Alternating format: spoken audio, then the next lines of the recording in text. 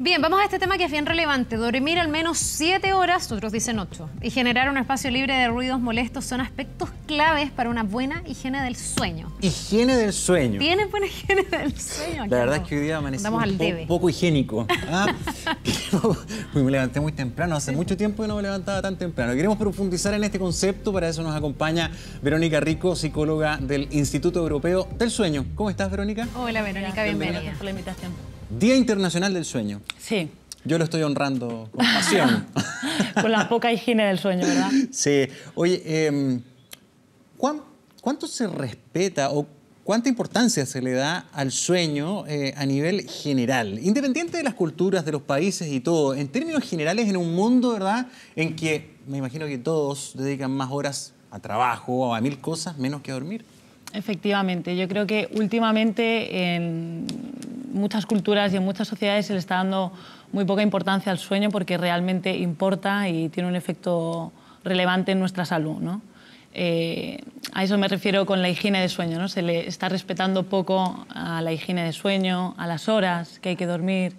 Ahora, ¿qué tanto importa? Porque es obvio, uno dice, en la medida que ando menos cansado, rindo más. Siempre lo miramos como desde el punto de vista del rendimiento. Pero ¿qué puede pasar si una persona de manera permanente y en un constante duerme menos, no duerme lo suficiente? ¿Qué tan problemático puede terminar siendo? Claro, bueno, las personas que, por ejemplo, sufren un insomnio que se ha ido cronificando con el tiempo, que tiene que ver con tener privaciones de sueño, tener problemas para iniciar o conciliar y mantener el sueño, pueden ser más propensas a sufrir de diabetes, hipertensión, problemas más de riesgos cardiovasculares. Podríamos decir que la falta de sueño es un factor de riesgo para desarrollar ciertas enfermedades crónicas. Efectivamente, sí, porque también el buen sueño es un buen indicador de salud, en el fondo. Hay un tema que a mí en lo personal me ha impactado siempre. Al menos para mí, yo creo que todos los individuos se comportan de distinta manera, ¿verdad? Sí. Pero yo puedo aguantar o soportar muchas horas sin comer. O beber incluso poca agua. Pero el sueño, cuando el sueño te bota, es imposible. O sea, el cuerpo humano no resiste. ¿Cuántas horas resiste un cuerpo humano estándar sin dormir? Me parece que es una de las cosas más complejas de resistir. Claro, es que depende un poco de la cuota de sueño de cada persona, ¿no? Hay personas que tienen una eficiencia de sueño muy buena, entonces durmiendo 6 horas están perfectas. Perfectamente, ¿no?, repuestas. Efectivamente, ¿no? Y en el fondo el sueño es un proceso fisiológico donde el organismo de la persona se regenera y consolida información y en el fondo como que se prepara para estar bien al día siguiente. Pero efectivamente hay gente que por su menor eficiencia de sueño necesita más horas, ¿no? En ese sentido, privar sueño más allá de 24 o 48 horas puede tener efectos a la vista, como puede ser pérdida de la concentración o no poder estar atento a cualquier estímulo de la vida diaria, ¿no?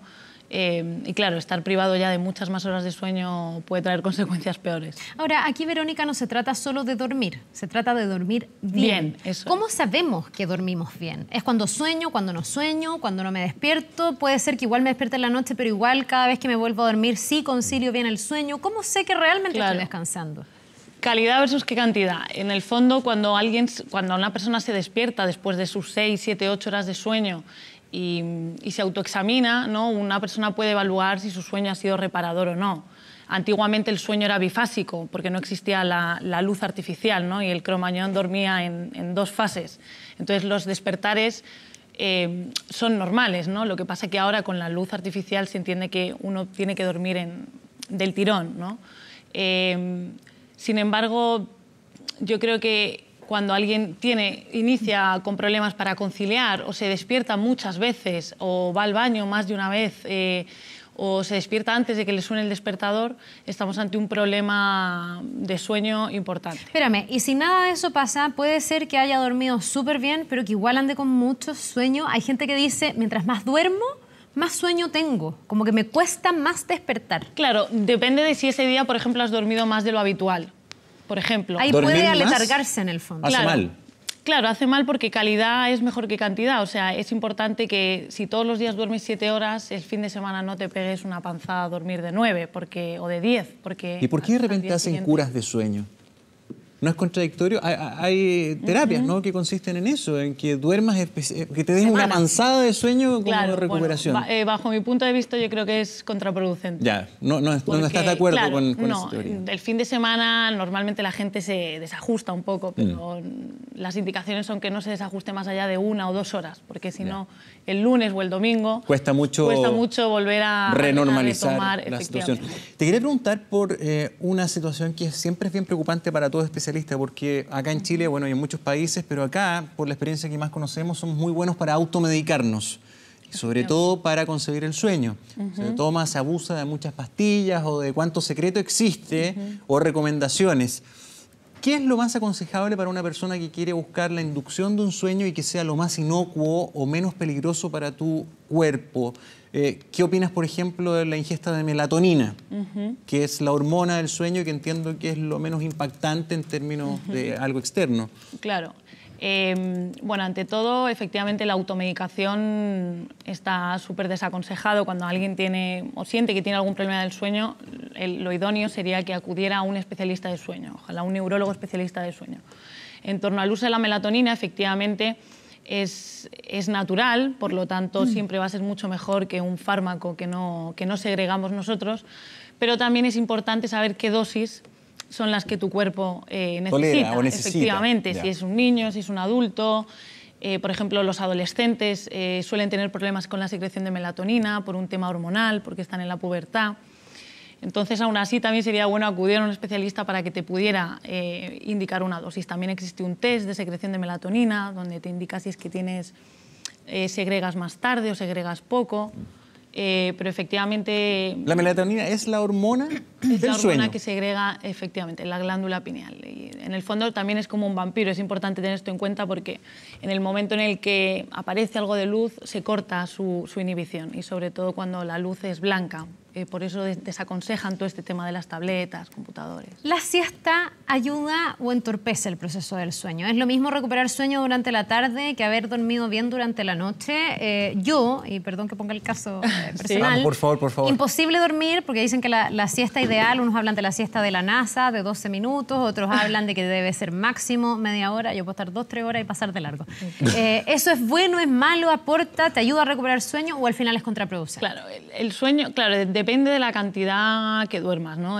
Normalmente a partir de los 5 o 6 años ya no necesitamos siesta, ¿no? La siesta puede ser reparadora, pero 20, como mucho 30 minutos. Espérame, perdona, una cosa antes de que siga. Sí. Esos 20 o 30 minutos de la siesta ideal, algunos dicen hasta 12 minutos, ¿considera desde que yo pongo la cabeza a la almohada, concilio el sueño, duermo y me despierto? Porque yo creo que en 12 minutos, 20 minutos, claro, no sé si la gente alcanza a hacer todo eso. Claro, no, porque no se llega a la fase REM, que en el fondo es cuando soñamos. Cuando uno en la siesta llega a la fase REM y sueña, ¿no? Y en el fondo se va a despertar mucho peor que si llega a la fase solo NREM, que en el fondo... O sea, la gracia es llegar a fases más superficiales, por decirlo así, de sueño. Eso es, porque si no uno se levanta peor.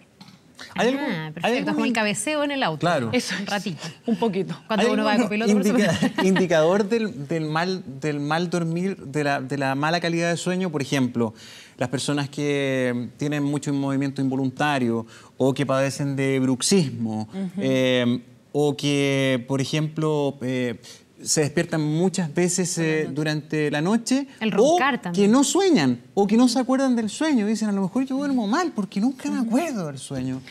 No, claro, cuando no nos acordamos del sueño es porque no nos despertamos en la fase REM. Nos acordamos de los sueños cuando nos despertamos en la fase REM, que es, bueno, en el fondo el sueño tiene 2 fases, la fase NREM, que se subdivide en 3 subfases, y la fase REM. Cuando despertamos de la fase REM es cuando nos acordamos de los sueños. La fase REM, perdona, es cuando uno fija la memoria, cuando uno como que procesa lo que ha vivido en el día. Efectivamente, la fase NREM, por así decirlo, tendríamos un cerebro dormido, pero tenemos algo de tono muscular. En la fase REM, nuestro cerebro está activo, consolidando información, memoria, aprendizaje. Ya, pero ahí entonces lo que dice Gonzalo es al revés. Si tú no te acuerdas del sueño, probablemente dormiste mejor. No, no tiene por qué. ¿No? Simplemente depende de la fase desde la cual te despiertes. Pero es que ¿por qué te vas, o sea, si estás como consolidando tu información y va todo bien, ¿por qué te vas a despertar entre medio? Digo, pienso yo, no, porque termine ese proceso y no me acuerde. Claro, pero porque cuando consolidas esa información estás soñando también. O sea, en esa fase consolidamos información y soñamos. Y si nos despertamos desde esa fase, por ejemplo, porque normalmente tenemos Si ciclamos 4 o 5 veces en la fase REM, suelen ser 6, 7 de la mañana, si nos despertamos desde esa fase, nos acordamos de nuestros sueños, pero no significa que hayamos dormido peor, sino que nos hemos despertado desde esa fase del sueño. Ya. Oye, quiero hablar un poco de los niños también. No sé si en el caso de los niños es solo importante que duerman la cantidad de horas que tienen que dormir o que lo hagan también una hora determinada. Yo he escuchado que hay bastante relación entre la hormona del sueño y la hormona del crecimiento. Y hay algunos que dicen hay que hacer que los niños se acuesten temprano y hay que como también seguir los ciclos de la luz, por decirlo así, y tipo 8, 9, en verano más difícil, pero en el invierno tipo 8, 8 y media de la noche ya los niños debiesen estar durmiendo porque si se van más tarde la hormona del crecimiento no opera tan bien. ¿Eso es cierto? O sea, es cierto a medias. Es cierto que los niños necesitan un mínimo de cantidad de horas en edad escolar. ¿Qué debería ser cuánto? Unas 10 horas aproximadamente. Ya. Cuando empiezan a llegar a su fase de adolescencia pueden disminuir a 9 horas. Sin embargo, efectivamente, la hormona del crecimiento se segrega en la fase N3, que está en la primera fase del sueño. Tenemos una primera subfase que es N1, donde estamos en el fondo conciliando un poco el sueño, un sueño más ligero, en la fase N2, y en la fase N3 es cuando nuestro cerebro está totalmente dormido, es el sueño profundo. Ahí es cuando se segrega la hormona del crecimiento. Por eso es importante que en el fondo el niño duerma esa cantidad de horas, pero también regularmente, porque por ejemplo la fase REM también es importante para que consolide toda la información, para el aprendizaje. Perdón, porque si no se respeta ese hábito no se llega a esas fases. Efectivamente. Y por lo tanto un niño que duerme mal crece menos. Podría llegar a crecer menos, sí, o podría llegar también a presentar problemas de aprendizaje en el colegio, irritabilidad, cambios de conducta, que normalmente si duerme, si retoma unos buenos hábitos de sueño, por ejemplo, esos problemas de conducta desaparecen. Ahora, esto evidentemente es un ingrediente que podría eventualmente incidir. Sí, efectivamente. No es que porque yo haga dormir a mi cabro chico 10, 12 horas va a ser más grande. No, efectivamente. El cabro acostado todo el día, no es causa-efecto. No es causa-efecto, digamos. Efectivamente. Sí. Pero es un indicador importante. Ahora, también estamos en serios problemas de tener higiene del sueño y sobre todo pensando en los niños, pero también los adultos, porque también estamos adictos a las pantallas. Hoy día la tecnología se ha metido, ya antes era la tele solamente, que estaba incluso a más distancia, ahora es aquí, muy cerca de la vista, y muchos tenemos la mala costumbre de tener el celular muy cerca, de ver el celular antes de dormir. En el caso de los niños también es súper difícil despegarlo de las pantallas. ¿Cuánto afecta eso a la calidad de sueño? Bueno, sobre todo afecta también a conciliar el sueño, ¿no? Cuando nosotros, sobre todo, nos exponemos a horas previas a irnos a dormir a luz artificial, esta luz blanca, lo que hacemos es que en el fondo le estamos diciendo a nuestro cerebro a través de nuestros ojos, fotorreceptores, que es de día. Entonces nuestro cerebro no empieza a segregar la melatonina, ¿no? Que es la hormona que nos induce al sueño.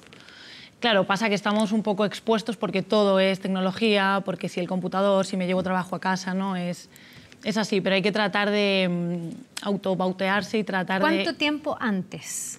Dejar de Yo diría que chatear, mirar las redes, etc. Mínimo 2 o 3 horas antes. 2 o 3 horas. Sí. O sea, yo si quiero acostar a un niño a las 8, ya a las 5 de la tarde debiese tenerlo sin exposición a las pantallas. Sí, debiera ser. Es difícil, ¿eh? Es difícil. Es una batalla diaria. Es un reto, pero hay que tratarlo. Y hay otra cosa que una vez leí un artículo de las cosas que no hay que hacer cuando te despiertas en la noche. Por ejemplo, mirar la hora. O mirar el teléfono. Porque hay gente que dice, te despiertas, te desvelas y tomas y empiezas a revisar el Instagram. Y eso, más que hacerte volver a dormir, te activa nuevamente. O sea, es lo peor entre medio, ¿no? Claro, hay que tratar de, pues efectivamente, de no tomar el celular o de no, pues eso, de no despertarnos, a menos que, por ejemplo, llevemos ya mucho tiempo en la cama, estemos dando vueltas y vueltas y tenemos que tratar de no asociar la cama a pasarlo mal. Si en ese caso llevamos 2 o 3 horas sin poder dormir, lo ideal es levantarse y tratar de hacer algo monótono para ver si nos entra de nuevo el sueño, ya ese día nos hemos levantado. Claro, hacer algo que no estimule demasiado. ¿Sirve esto de tomar, por ejemplo, un vaso de leche caliente? Yo he escuchado a mucha gente que dice, me tomo un vaso de leche tibia y eso me induce el sueño. Claro, por el triptófano, ¿no? Se dice que el triptófano que contienen los lácteos ayuda a conciliar el sueño. Por eso los niños suelen tomar un vaso de leche, o incluso los adultos. Claro, sí, lo que pasa es que también hay veces que eso hace que a mitad de la noche a alguien le entren ganas de ir al baño y puede interrumpir. Claro, puede ser contraproducente. Efectivamente, claro. pero depende de cada persona. Bien, pues es un desafío el intentar dormir bien, el intentar tener esta higiene del sueño. Y generalmente lo mejor es consultar a un especialista. ¿Sí? Lo peor que puede hacer la gente es automedicarse a la larga o como canalizar solo los problemas que se tenga con el sueño. Sí, yo invito a todo el mundo a que crea que pueda tener problemas de sueño a ser preventivos, a tratar de consultar para prevenir. Que, ojo, a veces hay otro tipo de razones. A veces es que la gente está muy aproblemada, por ejemplo, y tú te tomas una pastilla y te duermes, pero no resuelves el problema de base. La gracia sería llegar al problema de base. Es una solución rápida, ¿no?, que está muy a mano, pero que efectivamente no da solución a lo que está de base en el problema. Bien, pues Verónica, muchísimas gracias por habernos ayudado con algunos tips y datos para poder dormir mejor. Gracias, Verónica. Gracias. Buen día.